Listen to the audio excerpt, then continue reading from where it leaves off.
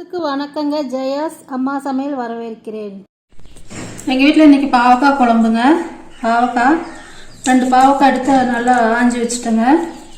அதுக்கான குழம்புக்கான பொருள் வெங்காயம், மிளகாங்க, வரமிளகாய்ங்க, மல்லி, ஜீரகம், சின்ன வெங்காயம் நம்மளுக்கு தேவைக்கேற்ற தொளிச்சுக்கலாங்க. 2 தக்காளி, கொஞ்சம் புளி, கருவேப்பில்லைங்க. இன்றைக்கி மண் சட்டியில் தான் நம்ம குழம்பு வைக்க போகிறோங்க. இதெல்லாம் வறுத்துக்கலாங்க. வாங்க வீடியோக்குள்ளே போகலாம். அடுப்பு பற்ற வச்சுக்கலாங்க. வடிச்சட்டி வச்சுக்கலாம். வரமிளகா போட்டுக்கலாம், மல்லியும் சீரகம். இது நல்லா வறுத்துக்கலாங்க. கொஞ்சம் எண்ணெய் ஊற்றிக்கிறேங்க. வறுக்கிறதுக்கு கொஞ்சம் தான் ஊற்றிக்கிறேங்க. இது நல்லா வறுத்து எடுத்துக்கலாங்க.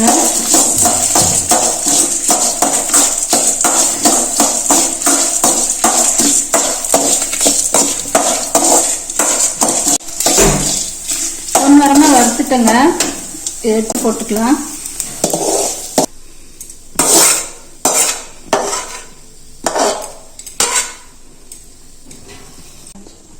வெங்காயம் போட்டுக்கலாங்க. வெங்காயம் கருவேப்பிலை போட்டுக்கிறேங்க.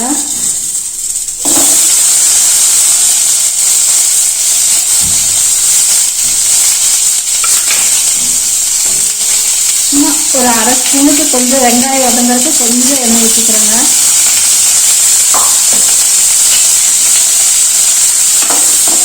நல்லா வதங்கிட்டுங்க.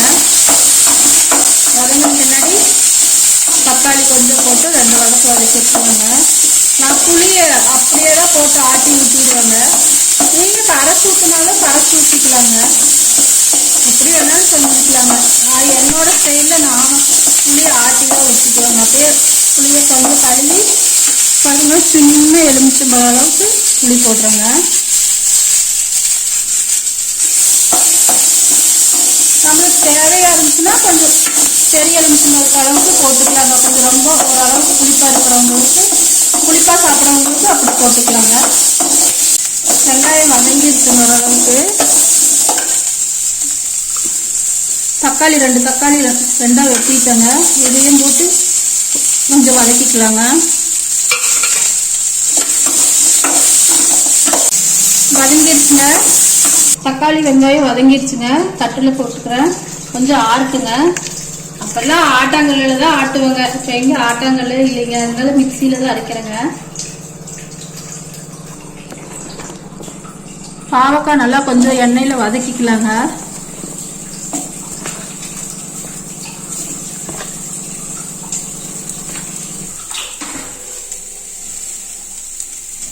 வதங்கிறதுக்கு கொஞ்சம் ஒரு ஸ்பூன் அளவுக்கு எண்ணெய் ஊற்றிக்கிறேங்க.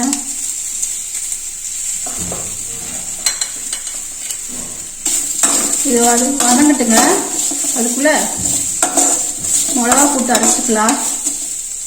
தேங்காய் கொஞ்சம் போட்டுக்கலாங்க. ரொம்ப போட்டால் நல்லா இருக்காது, கொஞ்சம் போட்டால் போதுங்க.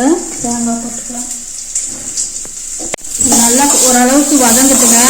வதங்கினாதான் கசப்புத்தன்மை இருக்காதுங்க. நல்லா ஓரளவுக்கு நல்லா கொஞ்சம் வதக்கிக்கலாம். தேங்காய், மல்லி இந்த வறுத்ததெல்லாம் போட்டேங்க. கொஞ்சம் மஞ்சத்தூள் போட்டுக்கலாம். அரைச்சிட்டு காட்டுறேங்க. குழம்புக்கெல்லாம் அரைச்சிட்டுங்க. மண் சட்டி வச்சுட்டுங்க.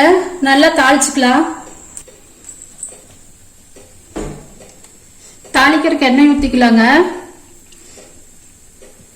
தேவைக்கேற்ற ஊற்றிக்கலாங்க. நான் ஒரு 2 ஸ்பூன் ஊற்றிருக்கேன். கடுகு போட்டுக்கிறேங்க. கடுகு பொரிட்டுங்க.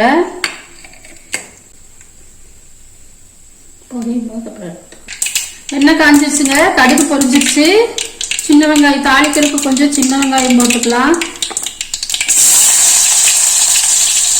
ஒரு 2-3 பல்லு பூண்டு போட்டுக்கிறேங்க.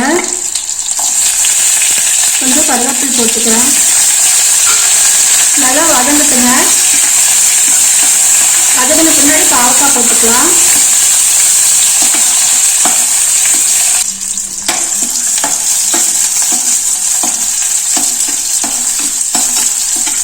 வெங்காயம் வதங்கிடுச்சுங்க.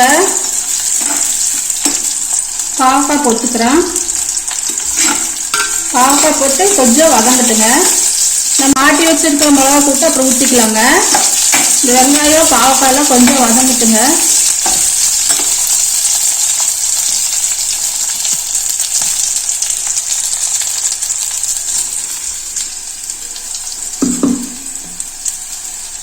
வதங்கிடுச்சுங்க. மிளகா கூட்டு ஊற்றிக்கலாம். தேவைக்கேற்ற தண்ணி ஊற்றிக்கலாங்க.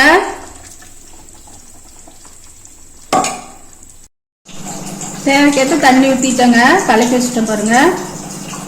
உப்பு போட்டுக்கலாங்க.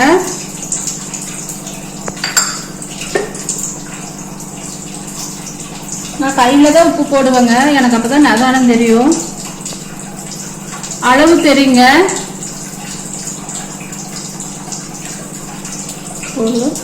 நான் ஸ்பூனு வச்சிருக்கேங்க உள்ள, ஆனால் ஸ்பூனில் எனக்கு தெரியாது.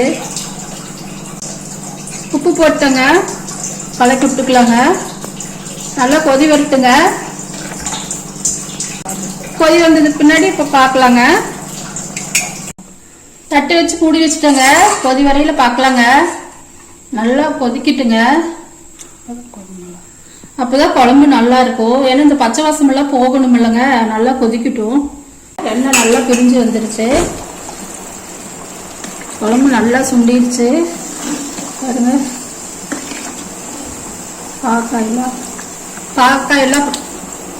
பாவக்காயெல்லாம் பாருங்க நல்லா இதாயிருச்சு. மல்லித்தலை போட்டு மல்லித்தலை தூவி குழம்பு இறக்கிக்கலாங்க.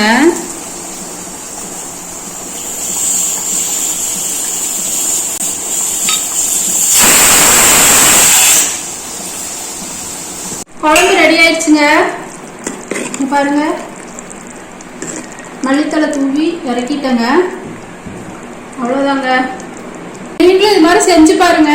கமகமான இருக்குங்க. அடுத்த வீடியோ பார்க்கணுன்னா சப்ஸ்கிரைப் பண்ணுங்க, பெல் பட்டனை அமுக்குங்க, லைக் பண்ணுங்க, கமெண்ட் பண்ணுங்க, ஷேர் பண்ணுங்க.